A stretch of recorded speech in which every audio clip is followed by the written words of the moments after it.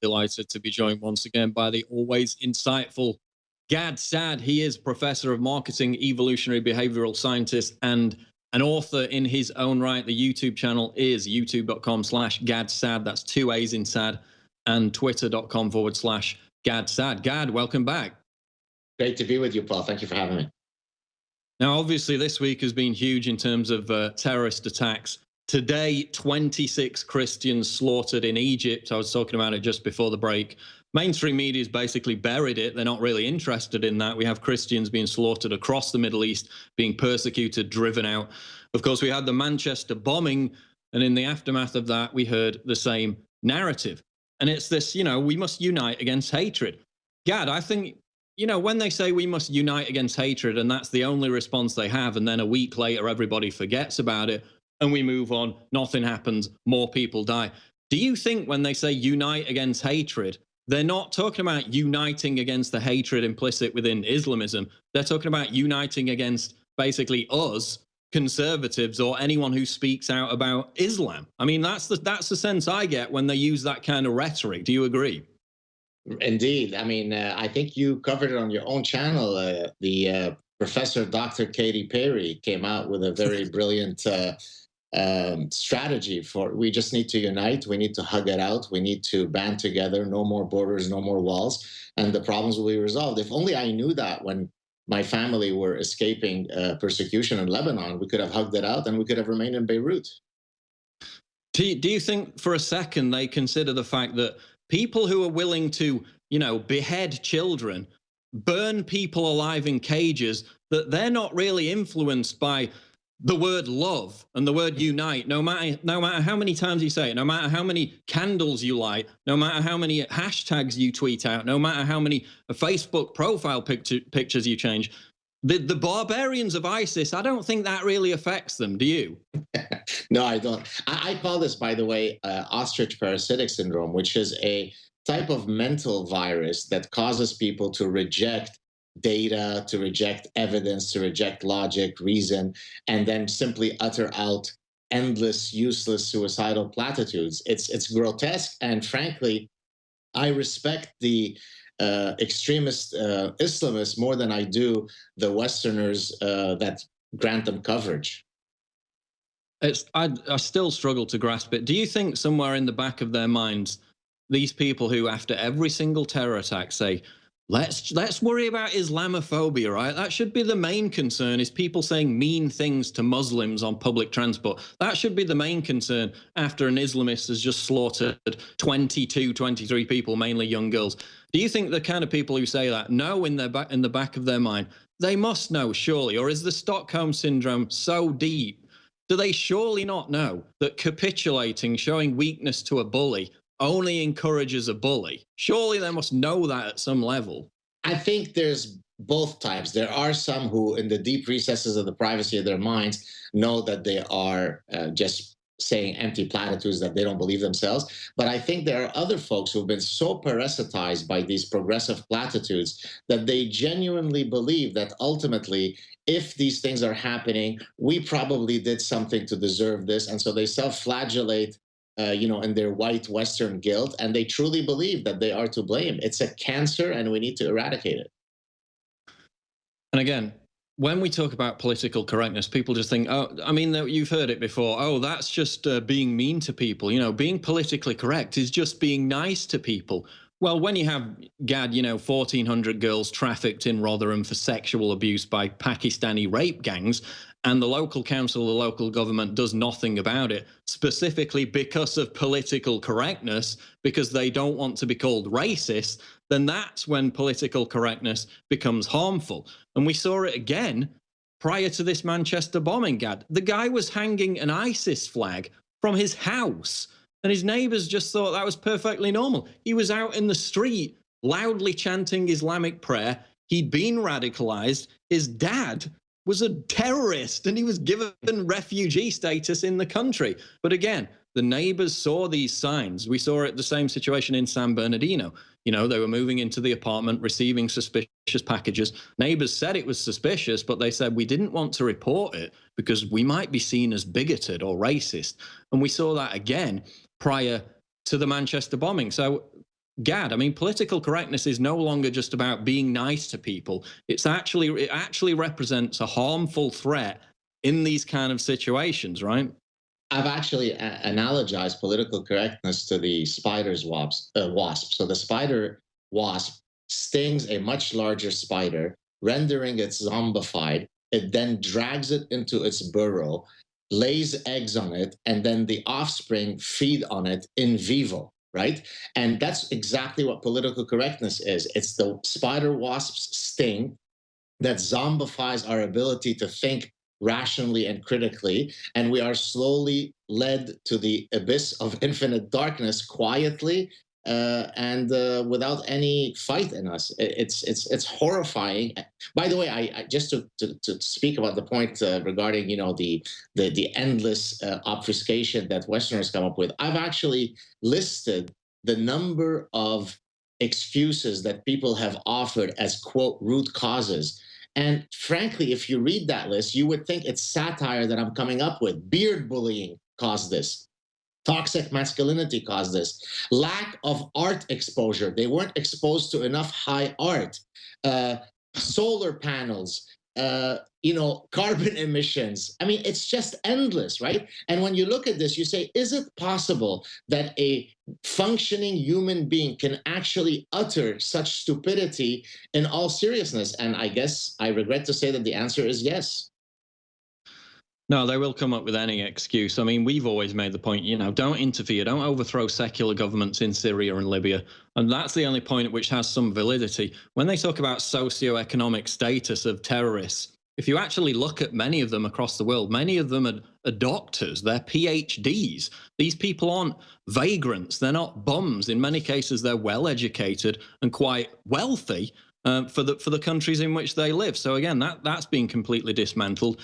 The other aspect, Gad, is I think that they use this whole Islamophobia thing as a kind of human shield because, of course, the leftist argument on open borders and mass immigration is completely bankrupt. They can't defend it anymore at this point. It's clearly wrong. It's clearly harmful.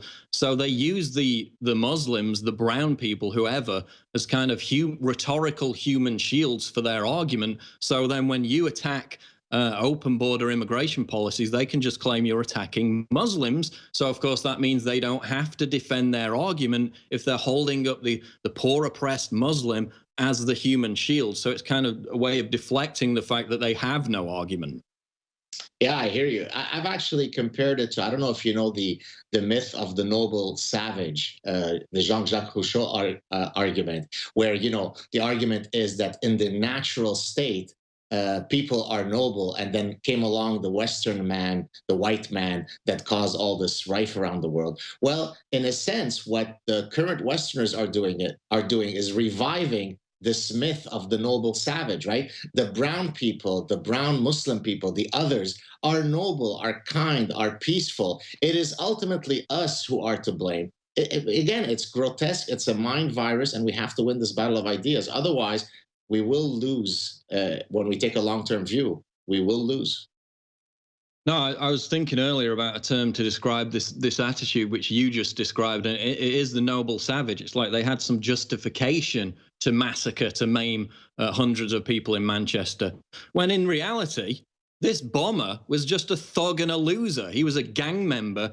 The guy who he grew up with, who was his best friend, was a gang rapist. So this idea that they're somehow noble in this greater cause for Allah, complete BS.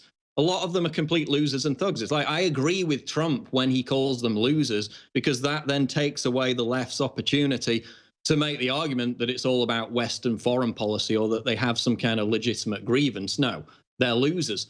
But to that, I mean, there's a headline out of The Independent today. Martin Hett's parents say they only feel sorry for Manchester suicide bomber. So you've got parents of children who died in that attack saying that they feel sorry. They don't feel anger. They don't want anything done about it, presumably.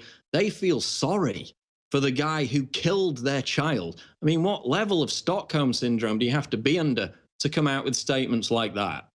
Well, this reminds me, although I think your example is even more grotesque because it deals with children who have died. It reminds me of the case of the Norwegian, I think, journalist who had been sodomized by, I think, a Somali migrant.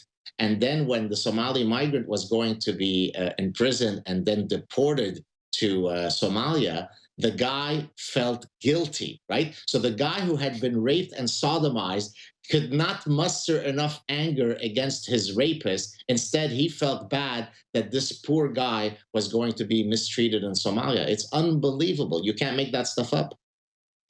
No, there was another story, I think is out of Germany, where a woman got raped by a migrant in a train carriage on an overnight train, and she said she didn't report it to police because she thought that might be racist. You know, they've had a hard time in Iraq or Syria or wherever, so you have to be tolerant, you have to be understanding. And we see the same thing with verbal and sexual assault on the streets. Many women think that tolerance is accepting being sexually molested by these migrants. Absolutely insane.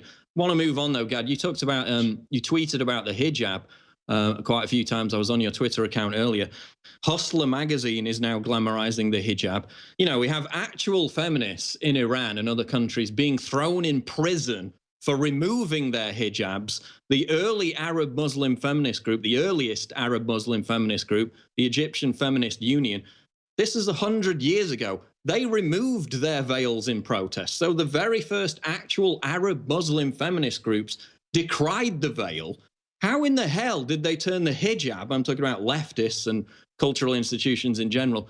How in the hell did they turn the hijab into a symbol of women's rights? So I think it comes from the Western feminist idea that the male gaze is a form of visual rape, right? So if you stare at a woman and you sexually objectify her, you sexually desire her, you are effectively visually raping her. And so any accoutrement, any sartorial decision that you take that reduces the male gaze ultimately is a good thing. So the burqa, which by definition can't have any male gaze, I can't see anything other than a black tent, is liberating, whereas the bikini is patriarchal oppression. Again, it's part of the same confluence of mind viruses that have completely parasitized the Western mind. It's unbelievable. But again, you know, logically, it's the ultimate capitulation to a patriarchal system, a damaging, harmful one, which is Islam, which is being imported into the West. And it's the whole point, isn't it, about, you know, for years we had feminists and people on the left whining about rape culture based on completely fraudulent statistics about 1 in 5 women being raped on college campuses. That argument was eviscerated. Then along came hundreds of thousands of migrants who imported an actual rape culture into Europe, and they're absolutely silent on it. In fact, Gad, I think it was after the Cologne incident, you know, the mass molestation, the feminists, the local feminists, went out to the migrant camp and gave out roses to the migrants after some of them had been involved in this mass molestation, which again, you know, it's the ostrich effect you talked about. They would rather be raped or even die than be called a racist. I mean, people just can't grasp that kind of mindset, but that's what's happening, right? Yeah, I think in Sweden, wasn't it the Swedish police who came up with this Einstein decision of having a bracelet on women that says, no, this is my body, you can't touch me. And they were very surprised when apparently the migrant men were not moved by this powerful feminist symbol, and they still attacked the women. Surprising, isn't it? Well, in Finland, they had we played the video. They had a woman using the force, and she was holding her arms out to a potential rapist, and you know, just encouraging him not to rape her by using some kind of invisible force field. Yeah, I don't think that'd work that great in the migrant suburbs of Rinkeby or Stockholm or anywhere like that. But you did post something which was fairly positive, I think, on your Facebook page, where you talked about how the quote battle of ideas will be won. Can we rely on Muslims within the Muslim community to reform Islam, given that those who have tried, who have become ex-Muslims, you know, are met with death threats, censorship, and violence? Where is this reform going to come from? I don't. I've spoken quite openly about my pessimism regarding any reform initiative. I think ultimately what's going to have to happen is that the West is going to have to realize that there are inherent elements of Islam, not all of it. There are some spiritual parts that are perfectly livable with, if I can put it that way. But there are other parts that are simply, there is no way to slice them and dice them in any way and reinterpret them or reanalyze them so that they become palatable to our Western values. And in that case, those particular passages, I suspect down the line, some legal scholars will deem them to be seditious to our Western values and somehow find a way to consider them incitement to hate and ban them. I really don't see, look, we're going to solve this problem either peacefully or violently. I still hold out hope that we will do so peacefully, but there's no way to do so peacefully while rearranging the decks on the Titanic while the Titanic is sinking. Well, reform is ultimately a losing battle. We have to recognize that there are elements of Islam that cannot be reformed, and then the next step is to decide what to do with that. What can we do about that? And of course, one thing is to admit that there isn't a Quran version 2.0. The radicals, as they call them, are reading the exact same damn book as everybody else, as the moderate Muslims, as the nominal Muslims. But we have this idea that they're somehow inspired by something completely different, Gad, when they're reading the exact same book. And people say, oh, Islam, the Quran is about peace. I mean, if you kill one person, you kill the world. Well, yeah, but then somewhere else it says kill all the infidels. That's the same book being read by ISIS. There's not a Quran version 2.0. And not only that, the earlier, the passage that says all the peace stuff has, from a doctrinal perspective, has actually been abrogated, has been nullified. So if there's a passage that says be peaceful and then another one that says don't be peaceful, if the later one comes, then it supersedes the earlier one. So it's not as though there's a contradiction. From a doctrinal perspective, all of that peaceful Meccan stuff has been abrogated. And so you're exactly right. There is no set of codes that we could go to called radical Islam or Islamism or jihadism or militant extremism.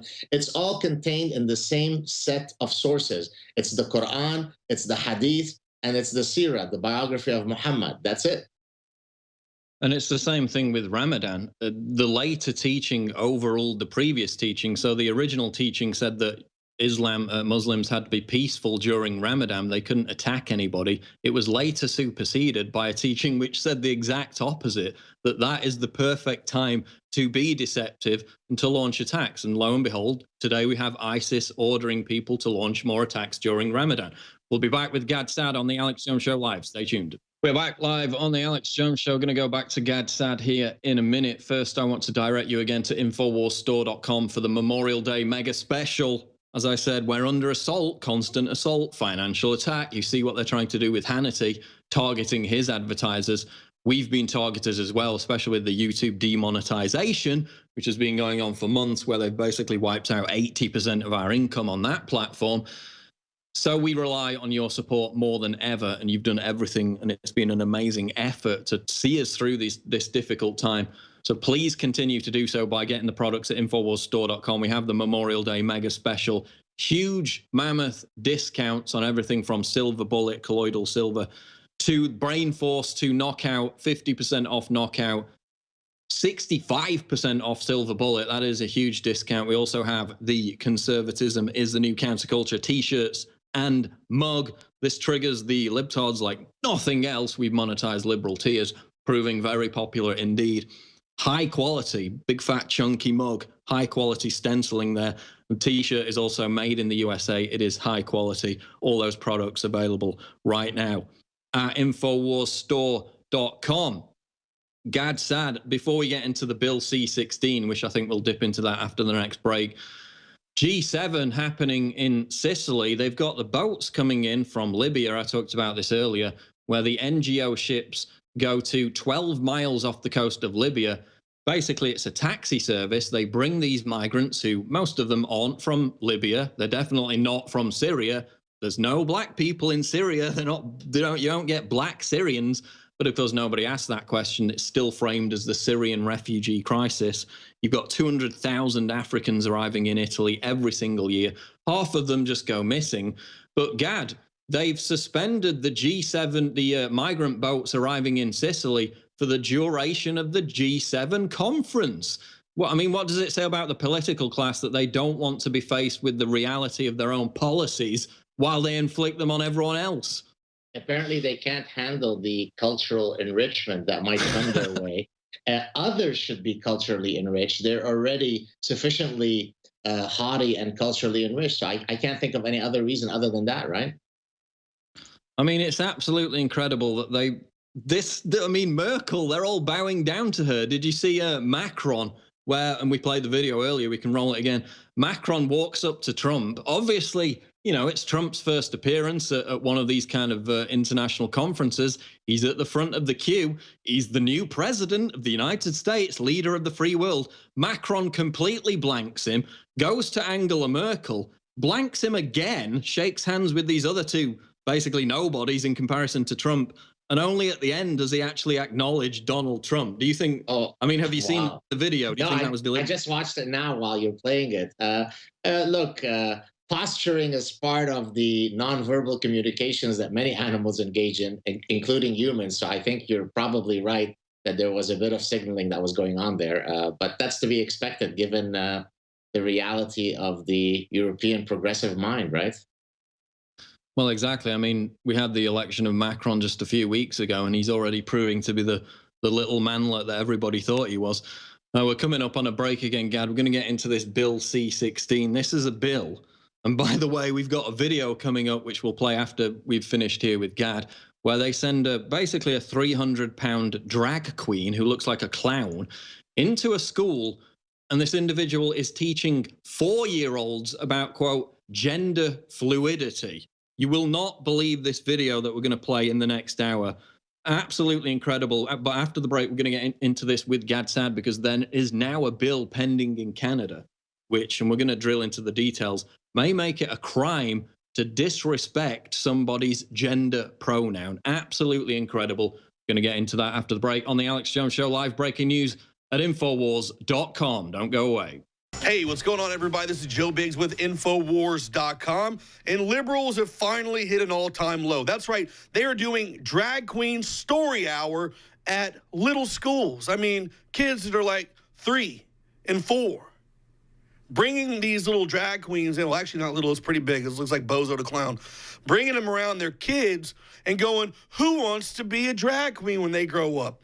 What kind of brainwashing BS is that? Don't bring that crap around our kids. And you got parents that are going to come up on this video and go, well, I really think this is what I've been looking for my entire life. Really? A giant 300-pound dude with a wig on that looks like Bozo the Clown asking your kids about his hips? Negative, son.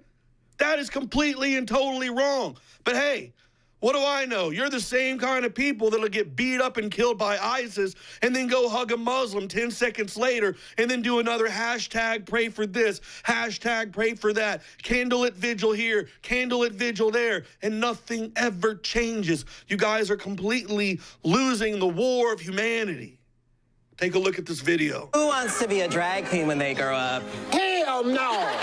I'm a girl. No, you ain't. Hips on the drag queen go swish, swish, swish, swish, swish, swish, swish, swish, swish. Why are you even talking about your hips in front of these little kids? And why is it that I see a whole bunch of beta male cucks in the background with their cell phones out going, oh, this is so adorable. No, it's not adorable. You guys are out of your freaking mind. There's a grown-ass 300-pound dude dressed up like Bozo the Clown talking to kids about touching his hips. Drag Queen Story Hour is fantastic because it addresses all of these issues of gender fluidity and self-acceptance. Really? You're getting self-acceptance lessons from a guy who dresses up like a woman? Are you freaking kidding me? That guy can't even accept the fact that he might have a few bolts loose in his head. Why doesn't he go get a shrink? Why doesn't he go seek medical attention? Instead, this guy can't accept who he is, so he dresses up like something else to mask the deeper problem that's hidden below. That he is just a freaking lunatic. And then also, gender fluidity, negative. there's only two genders. Do you get it? Everyone thinks that this girl is a boy because she's a little bit of a tomboy. It's a man, baby. Those are people who think that gay people are sinful or evil or, you know, bad to begin with. So, you know, we're sort of just starting from such different places that it's kind of irrelevant. Whoa, so now we have a drag queen giving advice about sexuality at a school with very young, impressionable minds all around him. Sir, ma'am, whatever you are you a doctor? So no, you're not. You're a dude who dresses up like a clown. And you go and tell people stories, for some reason, about sexuality. And for some reason, these parents are stupid enough to let you come in and indoctrinate and brainwash these kids. You have no medical background, you have no medical history, and you have no idea of the side effects of things like that. You don't need to teach those kids those types of things. It is proven with science that some of the most worst things you can do is to have gay sex. Why? STDs, AIDS, all kinds of crap. Now, if you're an adult and you're a consenting adult and you decide you want to go that route, then by all means, whatever. But don't put that in our little children's heads. I don't find this okay. I think this is sick and disturbing that this kind of thing would be allowed into a school like this. It's great. So much energy. Did you like it? Yeah. You know, that's what I'm looking for in all of our outings, is to present different ways of being in the world and make that fun and available to my kids. The hands on the drag queen go jazz, jazz, all through the town. Man, this is some bullshit. Move this man. Absolutely revolting. We'll be back to get Gad Saad's take on it after the break. It's the Alex Jones Show live. Don't go away. We're live on the Alex Jones Show talking to Professor Gad Saad. That is G-A-D-S-A-A-D. You can find him on YouTube under that name and Twitter. Also, Gad, you heard the clip. You saw the clip before the break. I mean, when I was in school, I didn't even have sexual thoughts or think about anything like that until the age of, 9, 10, 11. They're teaching 4-year-old kids via this fat, clownish drag queen about gender fluidity. In what crazy world is that a good idea? Well, I think it comes from the wrong view of the human mind as a empty slate, right? It's called the tabula rasa premise, which basically says we're born with no biological blueprints, no biological imperatives, and it's socialization that then causes us to take the particular trajectories that we do in life. And so if you subscribe to that particular view of the human mind, then, hey, I gotta get the brainwashing started early because the mind is empty. There are no biological imperatives. And so let me start inculcating all this political ideologies, all this activism into these young, gullible children. It's grotesque.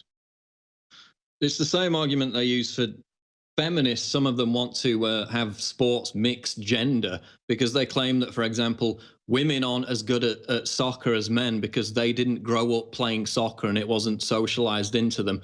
No, bone mass, stamina, muscle mass, all different. There are two genders. There are biological differences. That's why men in general are better at sports. It's biological. I want to ask you about Bill C-16, though, because you recently testified in front of the Senate in Canada about this.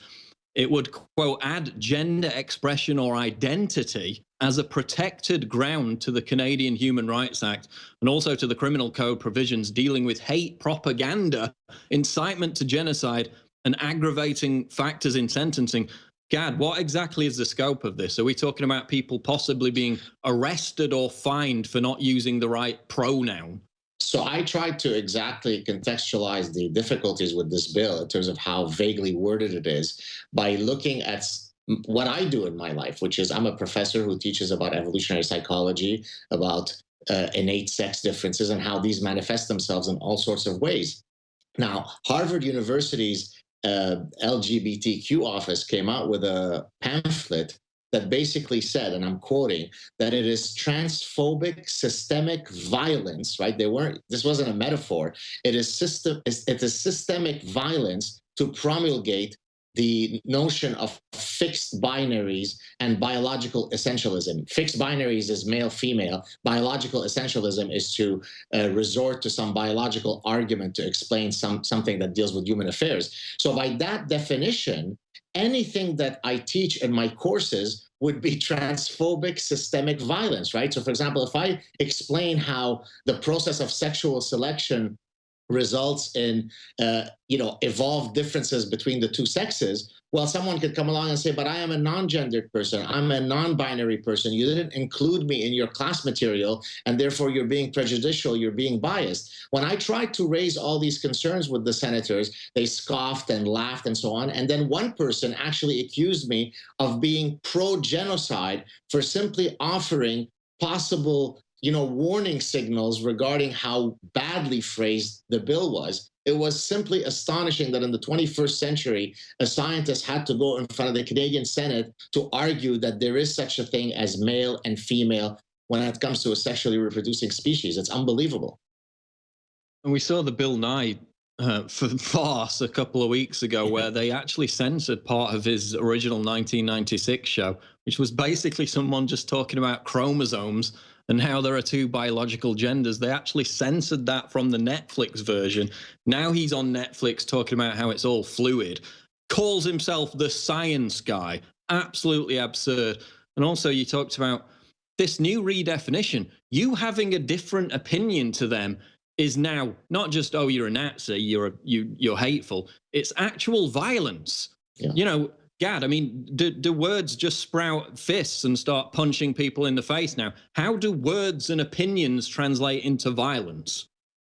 I think it's part of what I call collective Munchausen, right? Munchausen is when you feign an illness or an injury so that you can garner sympathy and empathy. Well, this whole victimology ethos that is at the root of all of this social justice warrior activism is ultimately rooted in this collective Munchausen, where I use the following example in my opening remarks at the Canadian Senate, right? René Descartes said, I think, therefore I am. The new motto is, I'm a victim, therefore I am, right? I don't exist unless I could, provide a victimology narrative that defines me.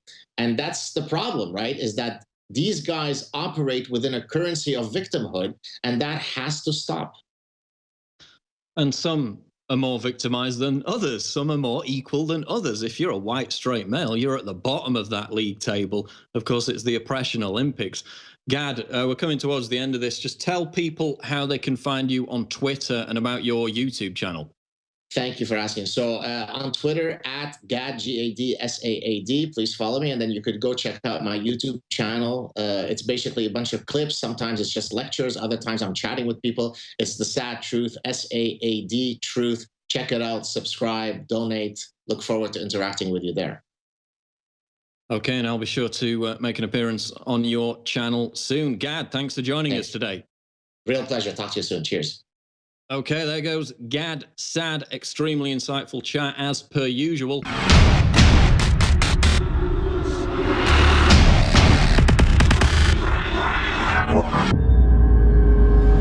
What could be more triggering to libtards than my face and this slogan? Get your new premium quality "Conservatism is the new counterculture" t-shirt right now at InfoWarsStore.com and let the butthurt commence.